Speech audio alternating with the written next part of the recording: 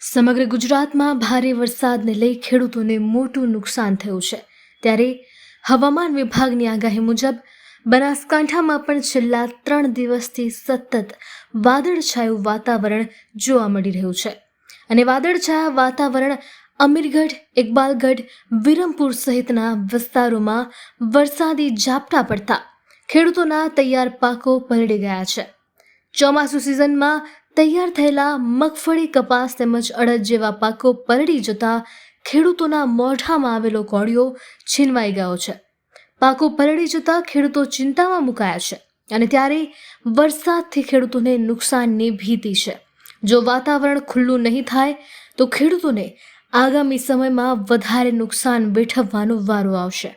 આજે રાત્રે અમીરગઢ તાલુકાની અંદર વરસાદ વરસ્યો છે, જેથી કરી અને ખેડૂતોને મગફળીના પાકોમાં ખૂબ નુકસાન થયું છે અને બટાકાનું વાવેતર જે ચાલુ હતું એ પણ વાવેતર અત્યારે સ્ટોપ રહ્યું છે અને જે પણ બટાકું વાવેતર કર્યું છે એની અંદર પણ કાપા ગળવાની પ્રક્રિયા થશે, જેથી કરીને ખેડૂતોને મોટું નુકસાનની ભીતિ છે અને હજુ સુધી જો વાતાવરણ ખુલ્લું નહીં થાય તો ખેડૂતોને આગામી સમયમાં વધારે નુકસાન વેઠવાનો વારો આવશે।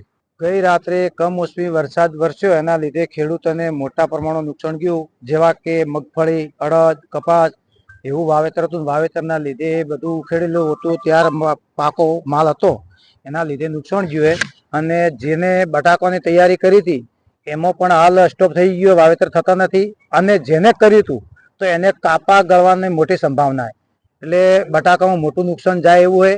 એટલે સરકાર શ્રીને રજૂઆત કરીએ કે ભાઈ ગમે તે કરી અને એનું સર્વે કરી અને જે તે ખેડૂતને જે નુકસાન થયું હોય એનું સર્વે કરીને થોડું રાહત પેકેજ જાહેર કરે એવી અમારી માગણી છે।